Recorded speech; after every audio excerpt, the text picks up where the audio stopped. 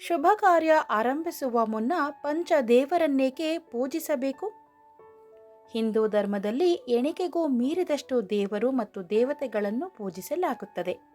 ಪಂಚದೇವರು ಎಂದು ಯಾವ ದೇವರನ್ನು ಕರೆಯಲಾಗುತ್ತದೆ? ಈ ದೇವರು ಮತ್ತು ದೇವತೆಗಳಲ್ಲಿ ಪಂಚದೇವರ ಬಗ್ಗೆ ಈ ವಿಡಿಯೋದಲ್ಲಿ ತಿಳ್ಕೊಳ್ಳೋಣ. ಗಣೇಶನನ್ನು ಆದಿದೇವ ಎಂದು ಕರೆಯಲಾಗುತ್ತದೆ.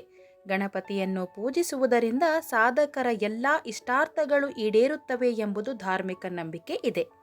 ಅಲ್ಲದೆ ಜೀವನದಲ್ಲಿ ಪ್ರಚಲಿತದಲ್ಲಿರುವ ಎಲ್ಲ ರೀತಿಯ ದುಃಖಗಳು ಮತ್ತು ತೊಂದರೆಗಳು ದೂರವಾಗುತ್ತವೆ. ಇದಕ್ಕಾಗಿ ಗಣೇಶನನ್ನು ವಿಘ್ನಹರ್ತ ಎಂದೂ ಕರೆಯುತ್ತಾರೆ. ಗಣೇಶನನ್ನು ಬೇರೆ ಬೇರೆ ಕಾಲಗಳಲ್ಲಿ ಬೇರೆ ಬೇರೆ ಹೆಸರುಗಳಿಂದ ಕರೆಯಲಾಗುತ್ತದೆ.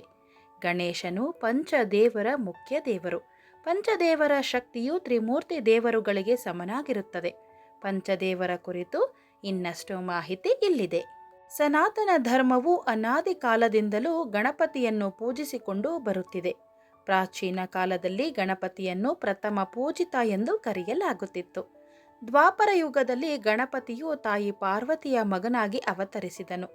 ಪ್ರಸ್ತುತ ಗಣೇಶನನ್ನು ಧೂಮ್ರವರ್ಣ ಎಂದು ಕರೆಯಲಾಗುತ್ತದೆ. ಗಣೇಶನಿಗೆ 4 ತೋಳುಗಳಿವೆ. ಅವನ ಒಂದು ಕೈಯಲ್ಲಿ ಕುಣಿಕೆ ಮತ್ತು ಇನ್ನೊಂದು ಕೈಯಲ್ಲಿ ದಂಡ ಇದೆ. ಅದೇ ಸಮಯದಲ್ಲಿ 3ನೇ ಕೈಯಲ್ಲಿ ಮೋದಕ ಪಾತ್ರೆ ಇದೆ. ಆದರೆ 4ನೇ ಕೈ ವರಮುದ್ರೆಯಲ್ಲಿದೆ. ಭಾದ್ರಪದ ಮಾಸದ ಶುಕ್ಲ ಪಕ್ಷದ ಚತುರ್ಥಿಯಂದು ಭಗವಾನ್ ಗಣೇಶನು ಅವತರಿಸಿದನೆಂದು ಧಾರ್ಮಿಕ ಗ್ರಂಥಗಳಲ್ಲಿ ಸೂಚಿಸಲಾಗಿದೆ. ಈ ದಿನಾಂಕದಂದು ಗಣೇಶನ ವಿಶೇಷ ಪೂಜೆಯನ್ನು ಮಾಡಲಾಗುತ್ತದೆ. ಅಲ್ಲದೆ ಈ ದಿನ ಉಪವಾಸವನ್ನು ಆಚರಿಸಲಾಗುತ್ತದೆ. ಕೆಲವು ಗ್ರಂಥಗಳಲ್ಲಿ ಗಣೇಶನು ಸತ್ಯಯುಗದಲ್ಲಿ ಜನಿಸಿದನೆಂದು ಹೇಳುತ್ತದೆ. ಆದರೆ ಅನಾದಿ ಕಾಲದಿಂದಲೂ ಗಣಪತಿಯನ್ನು ಪೂಜಿಸಿಕೊಂಡು ಬರಲಾಗುತ್ತಿದೆ.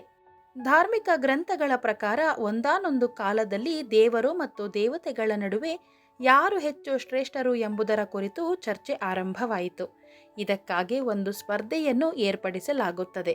ಯಾರು ಮೊದಲು ಬ್ರಹ್ಮಾಂಡವನ್ನು 3 ಬಾರಿ ಸುತ್ತು ಬರುತ್ತಾರೋ ಅವರನ್ನು ದೇವರುಗಳಲ್ಲಿ ಶ್ರೇಷ್ಠರೆಂದು ಮತ್ತು ಮೊದಲ ಪೂಜೆಗೆ ಅರ್ಹರಾದವರು ಎಂದು ಪರಿಗಣಿಸಲಾಗುತ್ತದೆ ಎನ್ನುವ ಷರತ್ತನ್ನು ಹಾಕಲಾಗುತ್ತದೆ. ತಕ್ಷಣವೇ ಎಲ್ಲರೂ ತಮ್ಮ ವಾಹನವನ್ನು ತೆಗೆದುಕೊಂಡು ಬ್ರಹ್ಮಾಂಡ ಪ್ರದಕ್ಷಿಣೆಗೆ ತೆರಳುತ್ತಾರೆ. ಆದರೆ ಗಣೇಶನು ಮಾತ್ರ ಅಲ್ಲೇ ಇದ್ದು ತನ್ನ ಮೂಷಿಕವನ್ನೇರಿ ತಂದೆ ತಾಯಿಗೆ 3 ಬಾರಿ ಪ್ರದಕ್ಷಿಣೆಯನ್ನು ಹಾಕುತ್ತಾನೆ. ಇತರೆ ದೇವರುಗಳಿಗೆ ಹೋಲಿಸಿದರೆ ಗಣೇಶನು ತನ್ನ ತಂದೆ ತಾಯಿಯೇ ಬ್ರಹ್ಮಾಂಡವೆಂದು 3 ಬಾರಿ ಪ್ರದಕ್ಷಿಣೆ ಮಾಡುವ ಮೂಲಕ ಮೊದಲ ಪೂಜೆಗೆ ಅರ್ಹನಾಗುತ್ತಾನೆ.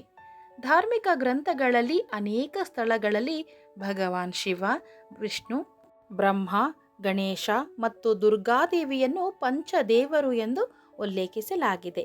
ಅದೇ ಸಮಯದಲ್ಲಿ ಅನೇಕ ಸ್ಥಳಗಳಲ್ಲಿ ಸೂರ್ಯದೇವರು, ಗಣೇಶ, ಶಿವ, ವಿಷ್ಣು ಮತ್ತು ಬ್ರಹ್ಮನನ್ನು ಪಂಚದೇವರು ಎಂದು ಕರೆಯಲಾಗುತ್ತದೆ.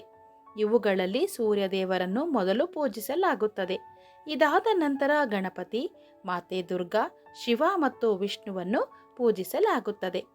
ಗ್ರಂಥದ ಪ್ರಕಾರ ಈಶಾನ್ಯ ಮೂಲೆಯನ್ನು ವಿಷ್ಣುವಿಗೆ ಸಮರ್ಪಿಸಲಾಗಿದೆ. ಆದ್ದರಿಂದ ಈ ದಿಕ್ಕಿನಲ್ಲಿ ವಿಷ್ಣುವನ್ನು ಸ್ಥಾಪಿಸಬೇಕು. ಅದೇ ಸಮಯದಲ್ಲಿ ಆಗ್ನೇಯ ಮೂಲೆಯಲ್ಲಿ ಶಿವನನ್ನು ಪ್ರತಿಷ್ಠಾಪಿಸಬೇಕು.